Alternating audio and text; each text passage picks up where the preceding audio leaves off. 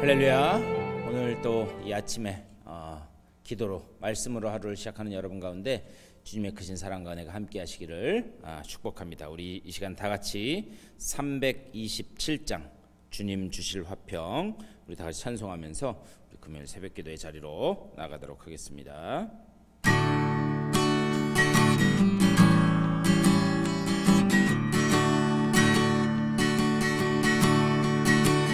주님 주실 화평 믿음 얻기 위해 너는 정성껏 기도했나.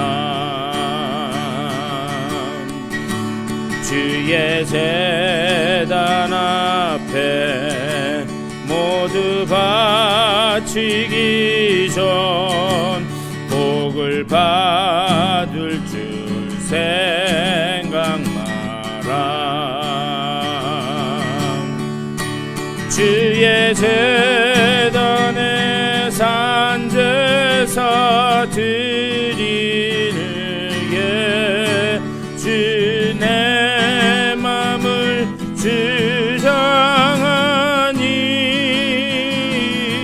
주장하니 주의 뜻을 따라 그와 동행하면 영생 복락을 누리겠네. 주의 밝은 빛에 항상 활동하며 선한 사업을 힘쓰겠나. 자유 얻으려면 주의 뜻을 따라 너의 모든 것 희생하라. 주의 제단에 산제사 드리는 예 주 내 맘을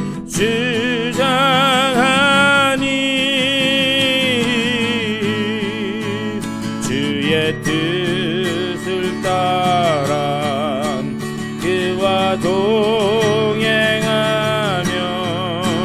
영생 복락을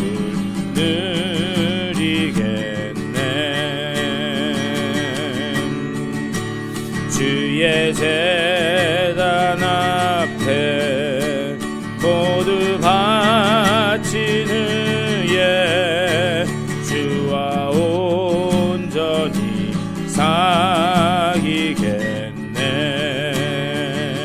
사귀겠네. 주님 주신 기쁨 또한 그의 사랑 어찌 말로 다 경영하랴. 주의 제단에 산제사 드리는 예 주 내 맘을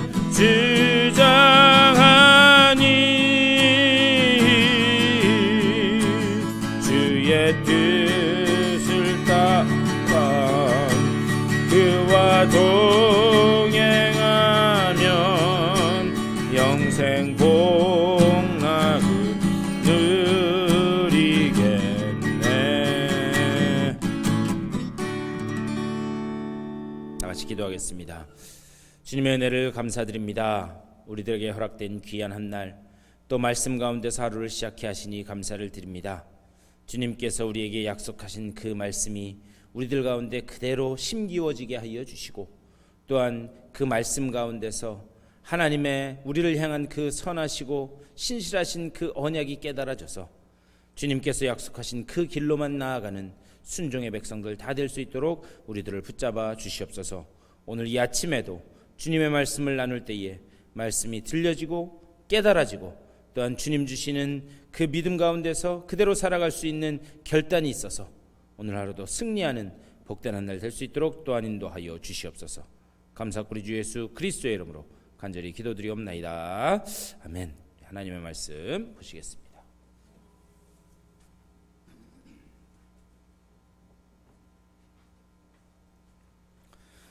오늘 느헤미야 11장 말씀 우리 다 같이 보는데 11장 1절부터 우리 6절까지의 말씀만 보겠습니다. 11장 1절에서 6절까지의 말씀 화면 보면서 우리 다 같이 한 목소리로 받들어 읽겠습니다. 백성의 지도자들은 예루살렘에 거주하였고 그 남은 백성은 제비 뽑아 10분의 1은 거룩한 성 예루살렘에서 거주하게 하고 그 10분의 9는 다른 성읍에 거주하게 하였으며 예루살렘에 거주하기를 자원하는 모든 자를 위하여 백성들이 복을 빌었느니라. 이스라엘과 제사장들과 레위 사람들과 느디님 사람들과 솔로몬의 신하들의 자손은 유다 여러 성읍에서 각각 자기 성읍 자기 기업에 거주하였느니라. 예루살렘에 거주한 그 지방의 지도자들은 이러하니 예루살렘에 거주한 자는 유다 자손과 베냐민 자손 몇 명이라. 유다 자손 중에는 베레스 자손 아다야이니 그는 우시아의 아들이요 스가랴의 손자요 아마리아의 증손이요 스바디아의 현손이요 마할랄렐의 오대손이며 또 마아세아니 그는 바룩의 아들이요 골호세의 손자요 하사야의 증손이요 아다야의 현손이요 요아립의 오대손이요 스가랴의 육대손이요 실로 사람의 7대 손이라. 예루살렘에 거주한 베레스 자손은 모두 468명이니 다 용사였느니라. 아멘. 오늘 이 말씀 가지고 또 말씀 나누도록 하겠습니다. 우리 오늘 11장 말씀을 읽었는데요. 오늘 말씀을 이해하기 위해서는 이 앞에 8장, 이 8장부터 그 내용이 어떻게 지금 진행되어 왔는지 그것을 잘 알아야 오늘 이 8장의 말씀을 이해할 수 있습니다. 지금 성벽은 재건되었습니다. 하지만 아직 백성들 가운데서 어떤 영적인 부흥이 일어나지 않았어요. 그들 속에 무언가 채워지지 않는 그런 영적인 갈급함이 아직 여전히 남아 있었습니다.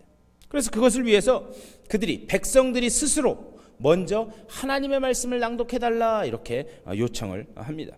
백성들이 먼저 요청한 거예요. 그래서 에스라가 새벽부터 정오까지 24일간이나 계속해서 하나님의 말씀을 낭독을 합니다. 그래서 그 결과로 백성들이 깨달은 것이 무엇인가? 예배 회복이 가장 중요하구나. 그 무엇보다도 우리 가운데 예배 회복이 일어나야 되는구나. 그래서 그 예배 회복이 그들 가운데서 일어나기 시작합니다. 그래서 그 예배 회복이 일어나면서 그들이 삶의 결단으로까지 나아가게 됩니다. 그들의 결단은 무엇이었는가? 이제는 우리가 이렇게 살겠습니다. 그 서약서에 그들이 서명까지 사인까지 하는 그 단계까지 나아가게 됩니다. 이렇게 한 후에 이제 오늘 11장 말씀으로 넘어오게 된 거예요. 그런데 11장 오늘 읽은 1절 말씀 이렇게 말씀해요. 백성의 지도자들은 예루살렘에 거주하였고 그 남은 백성은 제비 뽑아 10분의 1은 거룩한 성 예루살렘에서 거주하게 하고 그 10분의 9는 다른 성읍에 거주하게 하였으며. 자, 예루살렘 성에 거주하는데 제비를 뽑았다 그렇게 이야기해요. 그렇다면 왜 예루살렘 성에 사는데 제비를 뽑았는가? 그게 우리로 치면 무슨 좋은 곳에 분양을 받기 위해서 제비를 뽑은 건가? 그게 아니라는 거예요. 전혀 그 반대 내용입니다. 백성들이요 예루살렘 사는 것을 거부한 거예요. 그렇다면 왜 예루살렘 성에 사는 것을 거부했을까? 우리는 이미 그 앞에서 그 힌트를 봤어요. 앞에 느헤미야 7장 4절 그 이하를 보면은 성읍은 광대한데 그런데 백성들이 살 거주지가 부족했다 그렇게 말씀하고 있어요. 그러니까 성은 큰데 거주지도 그 거주할 집도 부족할 뿐만이 아니라 그 거주할 백성의 숫자도 부족했다 이렇게 말씀하고 있습니다. 그러니까 예루살렘이요 실질적인 이스라엘의 수도이기는 하지만 살기에는 여러 환경적으로 좋지 못했다라는 것을 여기에서 우리가 추측해 볼 수 있습니다. 마치 그런 거죠. 우리가요 은혜 받고 막 예배하고 기도할 때 주님을 만나고 너무 좋아요. 그래서 너무 좋기는 한데 그러면 그 은혜 받은 분들 중에 자 그러면 이제부터 여러분 집 파시고 교회 와서 사십시오 라고 할 때 과연 제가 교회 와서 살겠습니다 라고 하는 사람이 몇 명이나 되겠는가. 그런 차원에서 우리가 이 말씀을 이해해야 되는 거예요. 내가 은혜 받고 좋은 것은 좋은 거지만 교회 와서 살기에는 실질적으로 여러 가지 어려움이 있다라는 것을 우리는 볼 수가 있습니다. 지금 그 차원에서 이야기를 하는 거예요. 예루살렘이라고 하는 것은 어떤 곳인가? 예루살렘은 이스라엘의 수도이기는 하지만 수도이기 이전에 그 예루살렘 성 전체가 어떻게 보면 하나의 큰 성전과 같은 그런 곳이었습니다. 그러니까 그 성전 안에서 살라고 하니 그러니까 백성들이 거부를 했다라고 하는 것을 볼 수가 있어요. 그리고 또 다른 이유는 뭔가? 여러분 가만히 생각해 보십시오. 지금도 마찬가지겠지만 고대 전쟁이 일어나면 가장 먼저 어디를 공격하겠는가? 전쟁이 나면은요 주변에 다른 성읍을 하기 전에 이 수도를 먼저 공격하게 되어 있어요. 그러니까는 늘 외부 세력의 그런 어떤 그 공격의 그 위험에 노출되어 있었던 곳임을 알 수 있습니다. 그러니까는 살기에도 실질적으로 위험했던 거예요. 그리고 예루살렘이 한 큰 성전의 그 바운더리 안에 있다 보니까 경제 활동을 하는 것도 그렇게 마음대로 할 수 없는, 그러니까 실질적인 문제에 그들이 부딪히게 되면서 어떻게 되는가? 누가 이 예루살렘 성에 와서 살겠는가? 라고 할 때 자원하는 자들이 적었다라는 것을 볼 수가 있습니다. 근데 여러분 한번 이거 생각해 보셨으면 좋겠어요. 이 앞에 11장 바로 앞에 11장 39절 거기에서 뭐라고 이야기하는가? 우리가 다시는 이 성을 버리지 않겠습니다. 그들이 맹세해요. 그냥 맹세만 한 것이 아니라 거기 서약서에다가 사인까지 합니다. 그래 놓고 와서는 이제 11장에 와서 그곳에 막상 살아라 라고 했더니 자원하는 사람이 한 사람도 없었다라고 하는 거예요. 그래서 어쩔 수 없이 제비를 뽑게 된 거예요. 그래서 제비를 뽑아서 그 살게 된 사람들의 명단이 3절부터 24절까지의 말씀입니다. 그리고 25절 그 이후는 예루살렘 성 바깥에 살게 된 사람들의 명단을 기록하고 있습니다. 근데 참 놀라운 사실은 무엇인가? 우리가 이 새벽에 이 모든 사람의 면면을 다 볼 수는 없어요. 다 볼 수는 없지만 그 후손들의 삶을 이렇게 추적해서 가다 보면은 그들의 삶이 드라마틱하게 달라지는 것을 볼 수 있습니다. 예루살렘 성에 제비 뽑혀서 와서 산 사람하고 그리고 제비 뽑히지 않아서 밖에 산 사람하고 그 차원이 완전히 후손들의 삶의 이 삶이 드라마틱하게 달라진 것을 볼 수 있어요. 사실 예루살렘 성 안에 살게 된 사람들은 어떻게 보면은 억지로 십자가를 진 사람들. 마치 구레네 사람 요셉이, 시몬이, 구레네 시몬이 골고다 언덕으로 올라가는 예수님의 그 십자가를 억지로 진 것처럼 이 예루살렘 성 안에 살게 된 사람들은 억지로 십자가를 지게 된 사람들입니다. 그런데 놀라운 사실은 뭐냐? 구레네 시몬이 억지로 십자가를 지게 되었지만 그가 망하게 됐는가? 우리는 전혀 그렇지 않다는 것을 볼 수 있어요. 우리 지난 주일에 로마서 16장 말씀을 봤는데요. 로마서 16장 13절에 보면 거기 이렇게 기록되어 있어요. 주 안에서 택하심을 입은 루포에게 문안하라. 그의 어머니는 내 어머니다. 이렇게 이야기합니다. 그런데 여기에서 이 루포라고 하는 사람, 이 루포가 누구인가? 구레네 사람 시몬의 이 아들이에요. 그러니까 그의 어머니는 내 어머니다. 다시 말하면 구레네 사람 시몬의 와이프가 사도 바울이 이분은 내 어머니다라고 여길 만큼 초대교회에 엄청난 복음의 역사를 감당하는 그런 사람들로 영원히 기록되게 되었다라는 것을 우리는 볼 수가 있습니다. 우리도요 사실 신앙생활을 하다 보면은 억지로 십자가를 지게 되는 것 같은 그런 경험들을 할 때가 참으로 많이 있어요. 내가 원하지는 않지만 바람에 떠밀려서 파도에 떠밀려 가면서 어쩔 수 없이 내가 십자가를 지는 것 같은 그런 경우의 경험들을 많이 하게 된다는 거예요. 그런데 이때 우리에게 가장 중요한 자세는 무엇인가?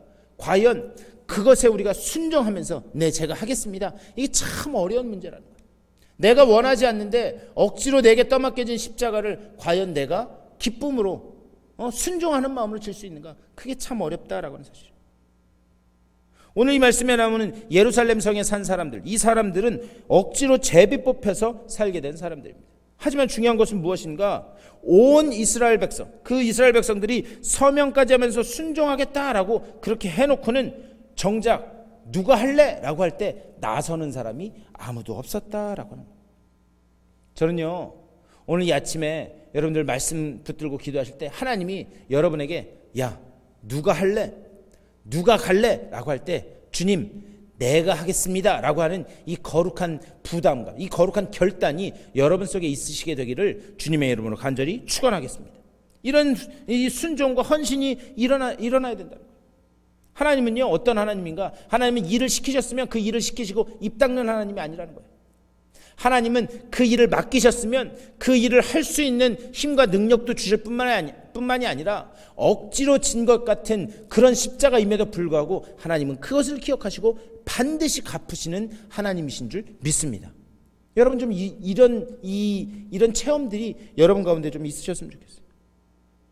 어떻게 보면은요, 우리가 기도하는 중에 하나님이 우리에게 부담스러운 말씀을 하시는 경우가 있어요. 우리의 마음의 감동을 통해서 야, 이거 네가 해야 돼. 이런 거룩한 부담감을, 그런 응답을, 그런 마음을, 감동을 주실 때가 있다라는 사실이에요. 그런데 사실 솔직하게 이야기하면 우리가 기도 안 했으면은요, 그런 감동도 오지 않아요. 그렇지 않겠어요? 아예 기도를 안 해버렸으면 그런 감동도 오지 않는데 굳이 기도했는데 하나님이 그런 감동을 주시는 거예요. 저는요, 그걸 거룩한 부담감이라고 느껴요.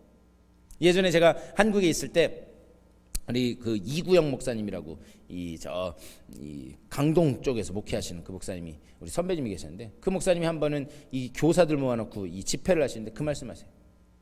이 목사님이 기도하시면 하나님이 거룩한 부담감을 그렇게 주신다는 거예요. 근데 그 거룩한 부담감을 주로 어떻게 주시느냐? 후배 목사님들 이렇게 보면 밥값을 내는 그런 거룩한 부담감을 주신다는 거예요. 그래서 누구랑 만나면 이렇게 몰래 가서 밥값을 계속 계산한대. 그런데 그렇게 하면 그 목사님 뭐 교회가 컸던 것도 아니에요. 그냥 이제 개척교회 겨우 면한 그런 교회였는데 하나님이 그런 거룩한 부담감을 주셔서 내가 어렵게 목회하는 후배 목사님도 섬겨야지. 또 우리 선배 목사님, 지금까지 수고하신 선배 목사님도 섬겨야지. 이런 거룩한 부담감을 주셔서 이렇게 하잖아요. 그분이 간증으로 그렇게 말씀해요.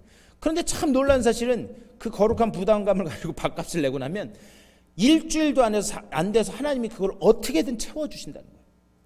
그러면서 참 이 거룩한 부담감이라는 게 그때는 참 부담스러운데, 그런데 지나고 보면 그게 얼마나 큰 은혜인가 내가 매 순간 깨닫게 된다라고 하는 그런 말씀을 하시는 것을 제가 들은 적이 있습니다. 우리가요, 기도하는 중에 하나님이 야, 이거 네가 해야 돼. 그 거룩한 부담감이 우리에게 주어질 때 주님, 제게 감동하셨으니 제가 그렇게 하겠습니다. 결단하는 여러분 되실 수 있게 되기를 주님의 이름으로 간절히 축원합니다. 근데 중요한 건 뭐냐? 하나님이 이런 거룩한 부담감을 주셨을 때는 하나님이 그 뒤에 해결할 방법을, 그 능력을 준비하셨을 것 같으세요? 안 하셨을 것 같으세요?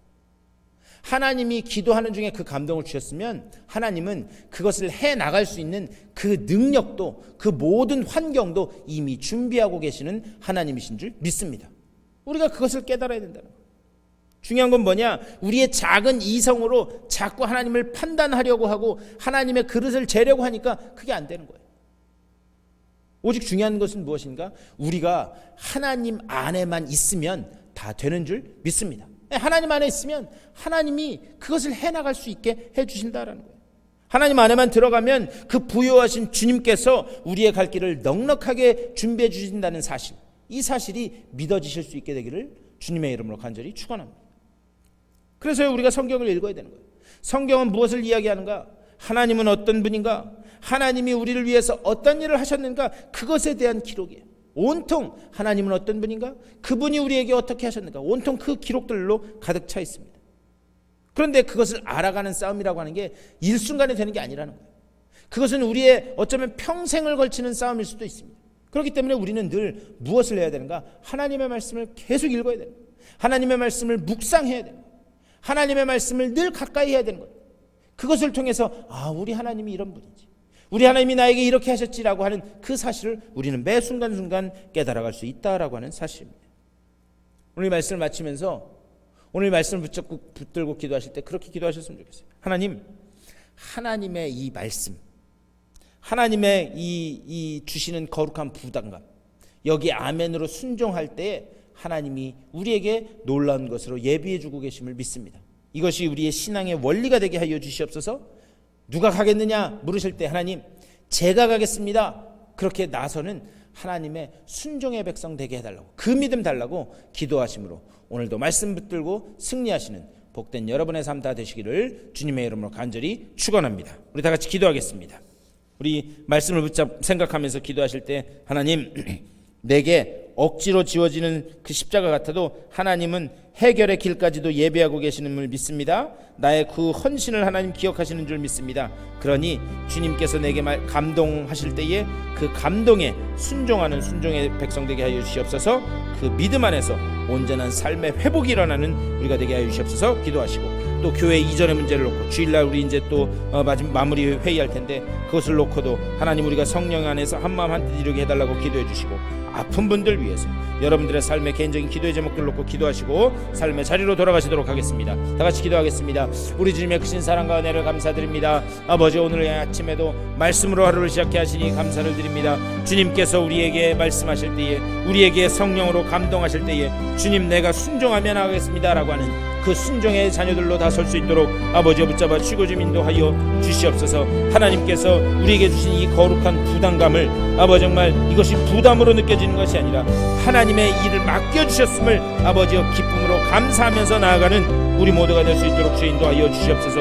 우리가 주님 안에 거하게 하여 주시고 그 부유하신 주님께서 우리의 갈 길을 넉넉하게 준비하신다는 사실, 그 사실이 믿어지고 깨달아져서 하나님께서 약속하신 바 그 길로 순종하며 나아가는 주의 일꾼들로 다 설 수 있도록 인도하여 주시옵소서. 아버지 정말 우리 이제 주일날 또 교회의 미래를 놓고 아버지 이제 여러 가지 마지막 회의를 할 텐데 아버지 그때 성령으로 함께하여 주시옵소서. 우리들의 마음 문을 열어주시고 우리들의 영의 눈과 영의 길을 열어주셔서 아버지 우리가 한마음 한뜻을 이루게 하여 주시되 주님이 무엇라고 말씀하시든지 거기에만 순종하는 우리들 되게 하여 주시고 아버지 정말 내 생각은 내려놓고 주님이 우리에게 원하신 것이 무엇인가를 먼저 아버지 생각하고 그 방향으로 나아가는 우리 모두가 되게 하여 주시옵소서. 하나 되게 하시는 성령의 역사하심이 우리 가운데 있음을 보게 하여 주시옵소서. 아버지 특별히 육체의 질병으로 인하여 아버지 정말 몸이 불편한 분들 한 번 한 번 찾아가시고 치유의 광선을 비춰주셔서 아버지 정말 주님께서 다시 회복케 하심을 보게 하여 주시옵소서. 오늘 하루도 말씀 가운데서 승리하게 하시는 주님의 크신 사랑과 은혜를 경험하는 저들의 삶이 될 수 있도록 주여 붙잡아 주시옵소서.